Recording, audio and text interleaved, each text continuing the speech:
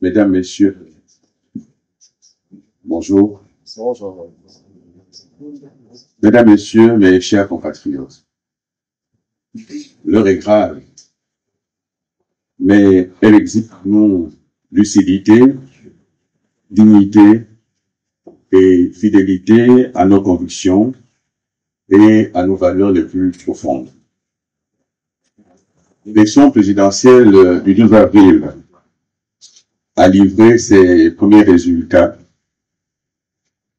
Ceci donne le candidat du PDG-CTRI, soutenu par tout l'appareil militaro-politico-administratif de l'État, vainqueur à plus de 90% des suffrages exprimés. On prend acte avec gravité et lucidité.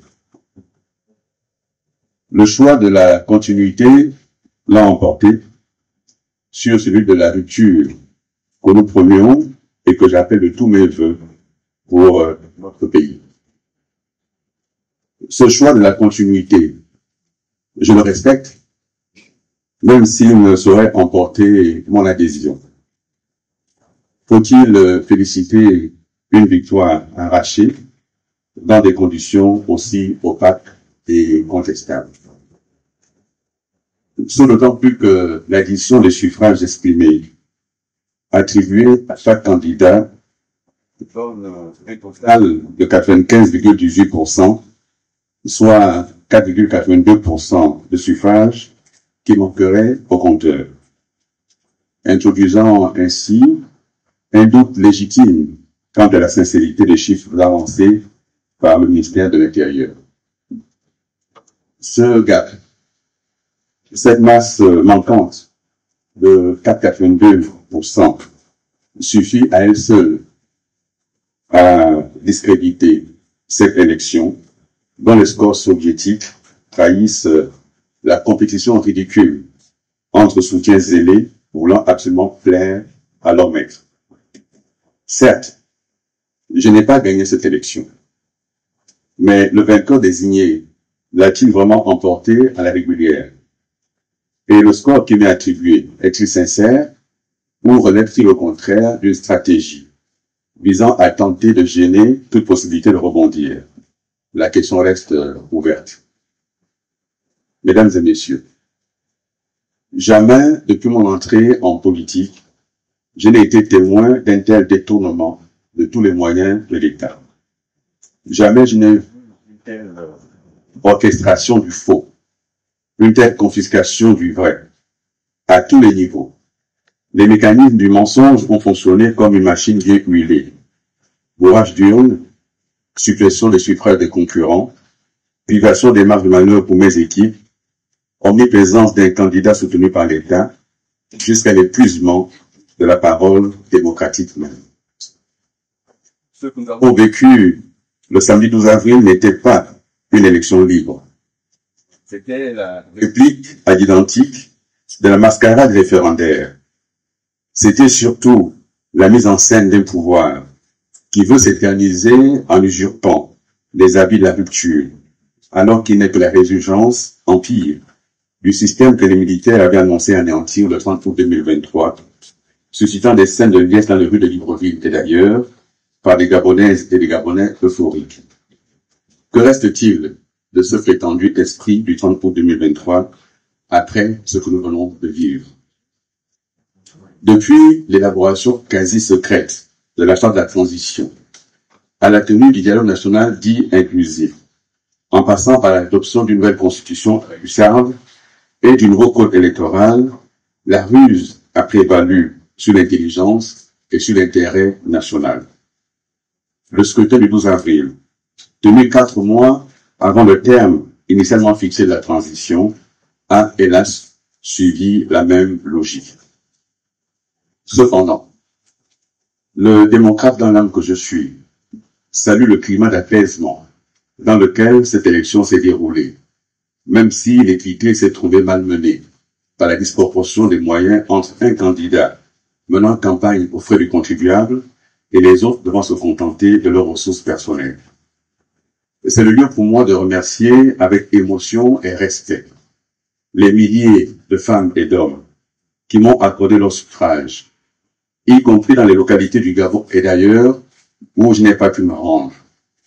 Leur voix, bien que maltraitée, n'est pas vaine. Elle est la promesse d'un autre Gabon, d'un Gabon qui vient. Leur courage est une lumière dans la nuit qui enveloppe de son voile opaque la démocratie gabonaise. Leur foi en la justice est une source pérenne de mon engagement renouvelé. Le choix de la continuité l'a emporté, du moins provisoirement, face à la culture apaisée, lucide et ambitieuse que nous portions. Mais les idées ne meurent pas. Elles attendent leur heure. Et cette heure viendra. Je m'engage ici et maintenant à rester debout. Non pas contre un homme, mais pour un idéal.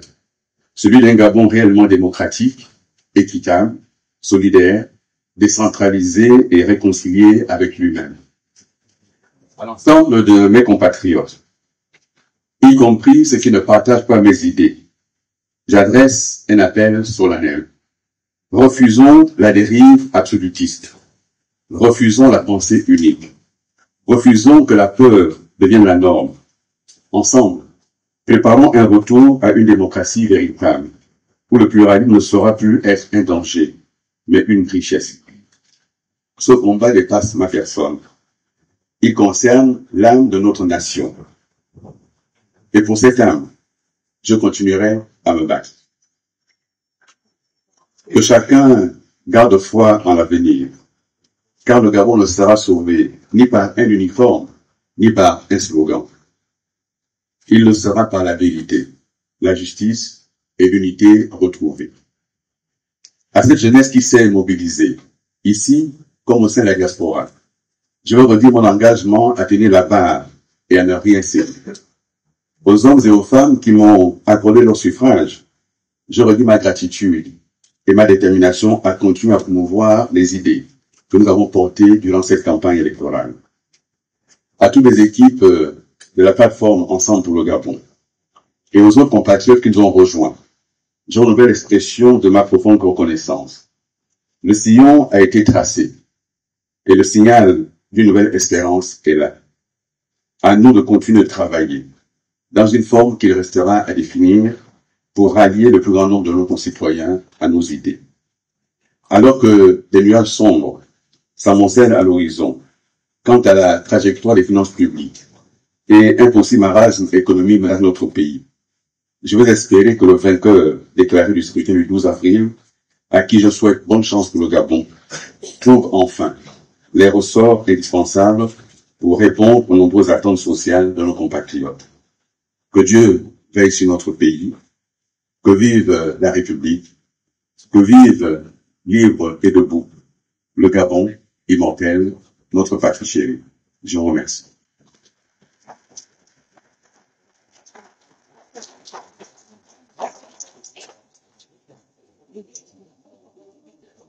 Après lecture de cette déclaration, s'il y a des questions de la presse. Oui. Monsieur le Président, vous avez presque regretté le score qui vous a été attribué. Vous avez dénoncé quelques dérives pendant le scrutin. Est-ce que vous allez saisir la Cour constitutionnelle pour contester ces résultats? Parce que vous avez indiqué que ça n'aime pas 100% et que peut-être vous regrettez le score qui vous est attribué. Et encore, vous félicitez le vainqueur désigné. Est-ce que vous allez vous mettre à la disposition de la République ou du vainqueur? Je pense pas que j'ai félicité le vainqueur. Je crois que vous m'avez mal entendu. J'ai lui souhaité bonne chance, mais je ne le félicite pas. Et je ne me mets comme je suis à disposition des Gabonaises et des Gabonais pour continuer à promouvoir idées que nous avons portées pendant cette temps électoral, qui sont les idées de rupture, une rupture déterminée, mais les idées d'une nouvelle espérance pour le Gabon, fondée sur un projet que nous avons proposé, qui porte essentiellement sur la réforme de l'économie, des finances publiques, et sur le revenu universel garanti qu'on a proposé aux Gabonais et aux Gabonais. Et nous continuons à nous battre pour ces idées-là. Ma conception de la question démocratique, il y a un vainqueur à l'élection, peu importe finalement comment ça s'est passé, en gros deux. Je crois qu'il ne peut pas être fier de ce score-là soviétique qu'il aurait pu éviter. Maintenant, il est vainqueur de l'élection. Je ne perdrai pas mon temps à saisir la cour constitutionnelle gérée par son frère, c'est inutile. Et qui plus est, je ne mettrai pas à cette disposition que vous avez.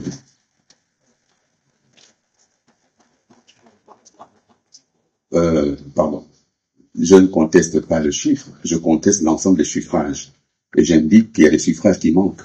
Et il leur revient des attribués à qui vont les attribuer. Parce que finalement, ceci est attribué à la tête du client. Ça ne correspond pas au suffrage estimé.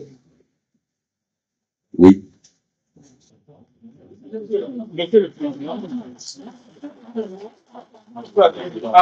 Des résultats des élections présidentielles, vous avez souhaité bon vent à celui qui a été déclaré vainqueur. Et celui-là, prône pour l'inclusivité, l'association de toutes les forces vives pour la reconstruction du pays. Accepteriez-vous demain, si le président élu vous appelait à ses côtés pour servir le pays? J'ai répondu à cette question. Ma conception de la démocratie, il y a une élection. Celui qui est élu gouverne le pays. Celui qui a perdu l'élection se prépare et dans son coin, dans son opposition. C'est ça la démocratie. Je n'irai pas travailler avec lui. C'est clair? Bien. Oui. Bonjour, merci. Est-ce que vous vous retrouvez dans une autre échéance électorale comme législative? Je viens d'indiquer que, avec mes amis de la plateforme Ensemble pour le Gabon, nous allons nous retrouver et travailler et déterminer la forme que nous donnerons. Donc, les législatives sont une échéance. On ne sait pas quand elles auront lieu, ces législatives-là. Nous examinerons la possibilité d'y être ou pas. Mais c'est pas l'enjeu aujourd'hui.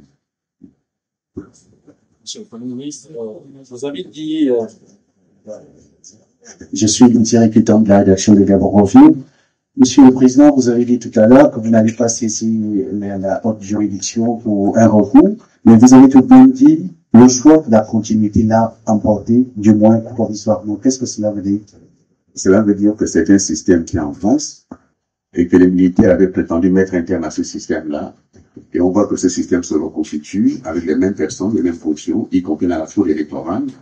Et je le déplore, mais c'est un choix qui est fait. Et ce choix de la continuité est à l'opposé du choix que j'ai proposé aux Gabonais et aux Gabonais, qui est un choix d'habitude, l'habitude avec ses manières de faire, l'habitude avec un système qui n'a pas fonctionné ou qui a mal fonctionné, l'habitude avec un système qui a appauvri les Gabonais et qui maintenant se perpétue. Et ce que je souhaite également que les gens aient à l'esprit, c'est que cette élection présidentielle a lieu alors qu'une nouvelle constitution a été adoptée. Et que cette nouvelle constitution met en des mains d'un seul homme tous les pouvoirs, l'exécutif, le législatif, le judiciaire sont en des mains d'un seul. Et que nous sommes face à un absolutisme qui va se mettre en place. Et par rapport à cela, j'entends être vigilant, j'entends ne pas me mêler, parce que j'ai combattu cette constitution et en cohérence, je combattrai sa mise en œuvre. Oui.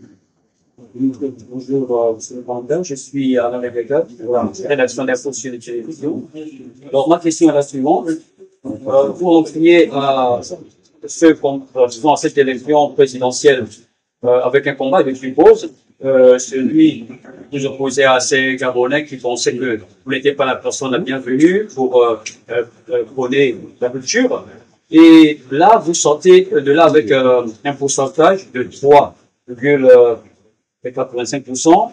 Alors, ce pourcentage est sympa ou un échec? Je n'ai pas gagné l'élection, c'est évident. Mais j'ai gagné mieux que l'élection. Il y a 20 000 Gabonais qui ont rassemblé le suffrage officiel derrière nos noms. Il y a un an, il y en a qui ne le pensaient pas. Et donc, dans cette élection, il y a un vainqueur de scrutin, mais il y a une victoire politique. Celle de Billy Guinzo dans cette élection, qui est aujourd'hui l'alternative dans l'exécutif. Et cette alternative, elle est évidente. Il faut maintenant travailler pour que les idées que nous portons soient majoritaires dans l'opinion.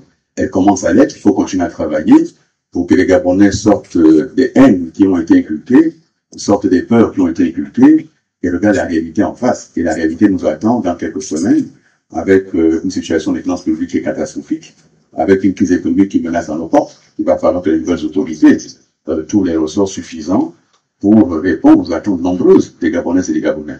Je leur souhaite bon vent, bonne chance pour le pays. Je crois qu'on ne peut pas dire mieux que cela. Merci, monsieur. Bonjour, je suis Pierre Lavert-Jourdan, je travaille pour Equinox Télévision et Radio, nous venons du Cameroun. Vous avez indiqué tout à l'heure des éléments qui montrent à suffisance que vous étiez parfaitement au courant qu'il y avait toute une machine huilée pour que vous ne gagniez pas cette élection. Ma question, pourquoi êtes-vous allé à cette élection donc? Je suis allé à cette élection conscient qu'il y avait en face la machine de l'État, la machine de l'armée, la machine du PDG et toutes les autres formations politiques pour la victoire d'un homme. Peu importe finalement de quelle manière cette victoire allait être obtenue, peu importe. Mais une élection, c'est aussi une campagne électorale pour pouvoir ses idées. Et je pense que ces idées, j'aurais pas pu les partager si j'avais pas été candidat à cette élection. Et aujourd'hui, les Gabonais savent ce que je pense. Les Gabonais savent qu'il y a une alternative crédible et possible face aux militaires, dont l'échec est patent. L'échec sera là. Lorsque vous avez des scores dans des provinces qui atteignent quasiment les 98%, c'est très bien. Mais aussi 98% d'attente qu'il faut pouvoir satisfaire demain. Et donc, moi, je suis là. Encore une fois, je vais être vigilant.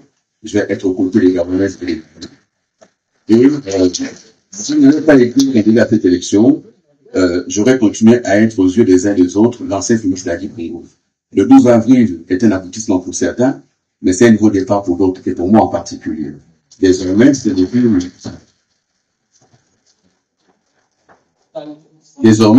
l'ancien ministre d'Adi Congo qui se tiendra debout, mais c'est celui à qui les Gabonais et les Gabonais ont fait confiance. 20 000 personnes, ce n'est pas rien dans un pays comme le nôtre.